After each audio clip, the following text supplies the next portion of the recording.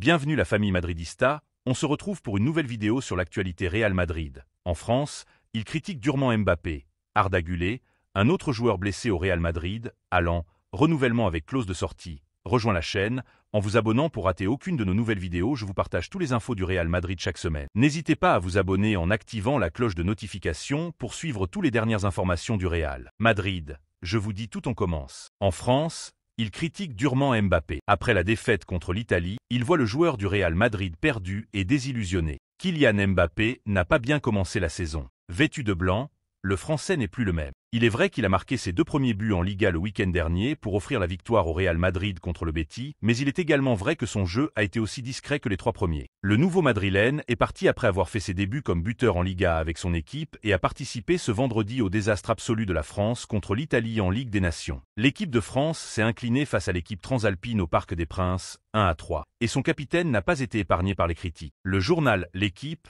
attribue une note de 3 à Mbappé, qui agissait comme avançant. Le journal français souligne les problèmes techniques du joueur du Real Madrid et les difficultés d'adaptation qu'il a pour jouer au centre de l'attaque, ce qu'il est également vêtu de blanc, laissant entrer Vinicius par la gauche. Placé au poste de 9, il s'est beaucoup démarqué et a joué comme milieu de terrain avancé, ce qui n'est pas son meilleur rôle. Il n'a jamais été en mesure de marquer et n'a tiré au but qu'à la 34e minute. Après la pause, il s'est vu déçu, avec de nombreux problèmes techniques, commente-t-il dans leur évaluation. En France, on attend plus de Mbappé et les critiques sont également venues de RMC qui a défini l'attaquant comme le capitaine perdu. D'autres journalistes sont allés encore plus loin et ont demandé « Reverrons-nous un jour Mbappé ?»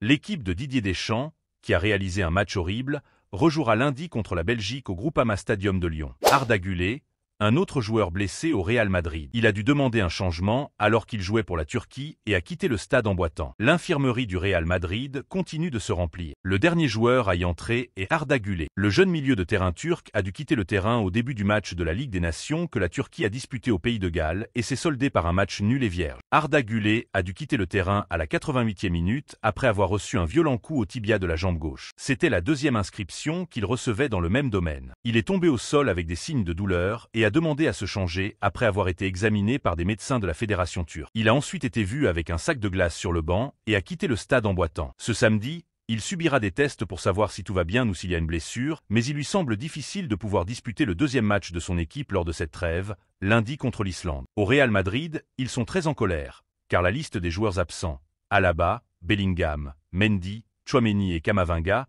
a été rejointe dans cette pause de l'équipe nationale par Militao, qui a dû quitter un entraînement de l'équipe brésilienne avec des problèmes musculaires. Et maintenant, il doit garder un œil sur Arda Güler. Tous sont rejoints par le joueur de l'équipe réserve, Jacobo. À Concha Espina, on espère qu'Arda Güler fera peur et qu'il sera disponible pour Carlo Ancelotti le week-end prochain pour jouer à Anota contre la Real Sociedad, malgré le fait que le Turc n'a pas participé au dernier match de championnat contre lequel le Real Madrid a joué Betis. Allant, renouvellement avec clause de sortie. Le Norvégien est sur le point de prolonger son contrat avec Manchester City, mais restera à l'agenda des autres clubs. Erling Haaland est considéré comme l'un des meilleurs buteurs du monde. Les chiffres le prouvent. Cette saison, il a déjà marqué 7 buts en 4 matchs avec Manchester City. L'année dernière, il en a marqué 38 et lors de la saison 2022 à 2023, il en a marqué 52, une bête en but. Le Norvégien en est à sa 3e saison dans l'équipe dirigée par Pep Guardiola, avec qui il a un contrat jusqu'au 30 juin 2027. Sa performance est si grande qu'à Etihad, ils se sont déjà mis au travail pour élargir l'engagement des 2 parties et améliorer le salaire du gréviste. Selon le journal Marca, son représentant, Rafael Pimenta,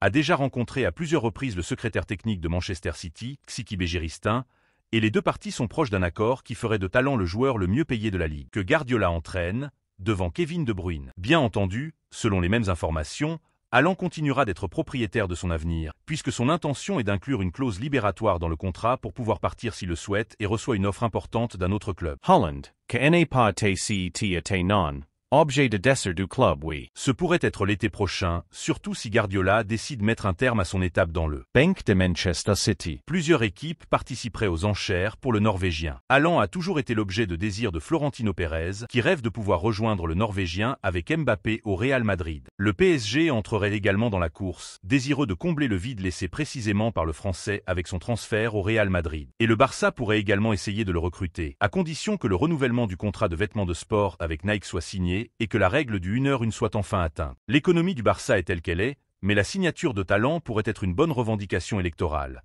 compte tenu du fait que les élections sont prévues pour 2026 et que l'actuel président, Joan Laporta, a actuellement décidé de se présenter.